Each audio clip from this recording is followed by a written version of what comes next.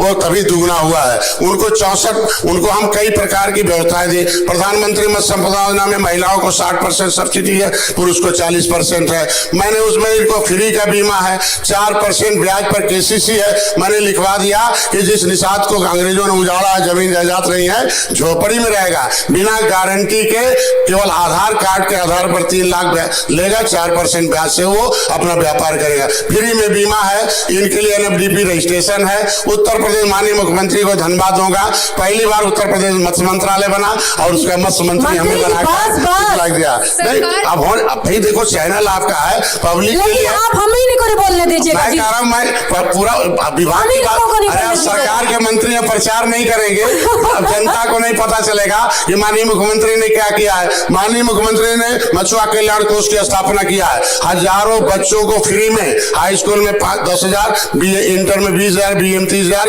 उससे ऊपर 50,000 लेके पढ़ रहा है। 5 लाख रुपए तक का उनका फ्री में उनका इलाज कराने की व्यवस्था कही। 1 लाख रुपए उनके फ्री का उनकी बच्चियों की शादी की होगा। कई हजार में 1,500 महिलाओं को केज कल्चर के माध्यम से मैंने दिया है। गिना लीजिएगा हमारे माध्यम से ही दर्शकों के सवाल आपके पास बोले, सवाल जवाब देना होता है। अभी आप बोल रहे थे कि मौजूदा सरकार में जो हमारे वर्ग को जो सहायता मिली, हम आगे लगातार बढ़ रहे हैं, बाकी पीछे की और सरकारों में ऐसा नहीं था, आपने बोला। तो 1 रुपया भी पिछली सरकार दिया हो तब अभी कभी मंच पर आएंगे पूछ लीजिएगा कि है सपा के लोग, बसपा के लोग, कांग्रेस के लोग, आपके पास सबको आ रहा है तो आएंगे। 1 रुपया भी पूछेगा मत्स्य विभाग में कि मछुआरों को दिया, बताए एक नीति बनाए हो, बता दें एक से। खाली वोट लेके लूटेंगे, ये समाज जो उजड़ा हुआ और उजाड़ेंगे कानून ला के। सपा ने हमारा शिक्षा छीना है, जो केंद्र सरकार ने लिखा था, जो क्रिमिनल कार्ड से प्रभावित जातियां हैं उन्हें अनुसूचित जनजाति की पढ़ाई में सुविधा मिलेगी, उन्होंने छीन लिया।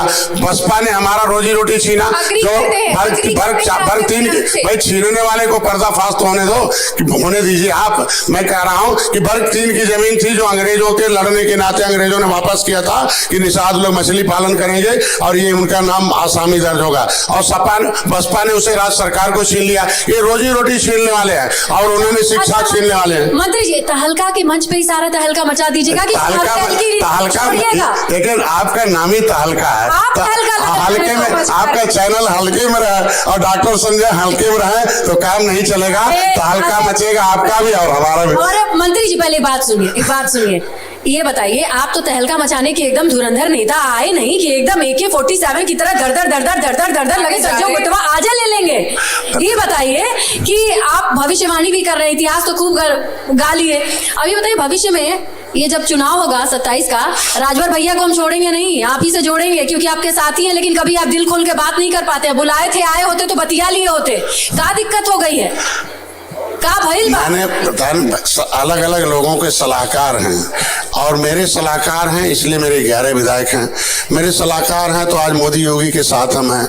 सलाहकार उनके थे, भैया चले गए, सलाहकार थे फिर भैया आए। सलाहकार कैसे हैं देख लो, अपने से बयान दे रहे हैं। तो मेरे सलाहकार हैं, जब मैं भारतीय जनता पार्टी के साथ हूँ तो भारतीय जनता पार्टी से बयान कराएं, वो बड़ी पार्टी है, NDA बयान करे, हम अपना बयान दे, भाजपा अपना बयान दे, भैया अपना बयान दे। तो गठबंधन का मतलब यह बात तो भैया से पूछा जाना चाहिए। गठबंधन धर्म का मतलब होता है कि कॉमन बयान होना चाहिए कि यहाँ लड़ेंगे वहां लड़ेंगे, कोशिश किया जाएगा कि आपस में तालमेल, ये गठबंधन धर्म का नियम होता है, ये तो आप भी जानती हैं। अभी आप NDA के साथ हैं और कल भी रहेंगे। जी कितनी उम्र है और NDA के साथ आपके पार्टी की कितनी? अरे यार 25 साल से NDA गठबंधन है, बाकी विपक्ष का UPA गठबंधन है, वो 6 महीने में खत्म हो जाता है। वो कभी अपने मतलब का होता तो आते हैं और फिर बिखर जाते हैं।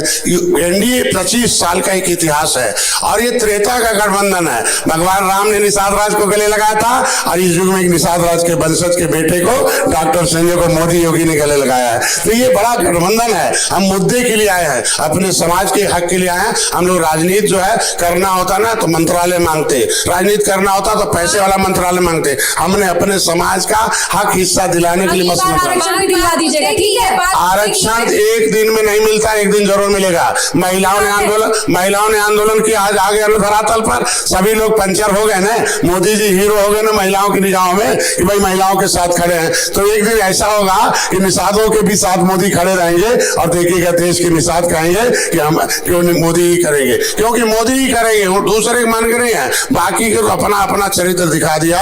एक दिन में आरक्षण नहीं, एक दिन जरूर मिलेगा। एक दिन में राम मंदिर नहीं मना, लेकिन एक दिन जरूर मना जब कई हजार लोगों ने प्राण दिया। 70 साल लगा धारा 370 खत्म करने में, 70 नेताओं को प्राण देना पड़ा। धारा 370 खत्म हुआ ना, तो ये राष्ट्र की आजादी करने वाले लोग हैं, जल्दी हार मानने वाले नहीं है। हम लोगों के लिए काम करते हैं, तो जितने भी निर्मल ने समझ लें 27 की चुनौती और ये नैया पार लगाएं और केवल हार बनने की जिस नाव पर निशान रहते हैं कभी डूबने नहीं देते हैं। अगर छेदा करता है तो उसको उठा के फेंक देते हैं, नाव पार करके दिखाते हैं। जोरदार तालियां बधाई आप। और एक चीज और मैं एड ऑन करना चाहता हूँ, आप डॉक्टर संजय निषाद जी, आपके नाम क्या था? एक डॉक्टर और लगना चाहिए क्योंकि बोलने में आप पीएचडी हैं, तो डॉक्टर संजय निषाद आपका नाम होना चाहिए। बहुत बहुत धन्यवाद आपका इस कार्यक्रम में आने के लिए, और बहुत ही अच्छा स्टेशन रहा आपके साथ।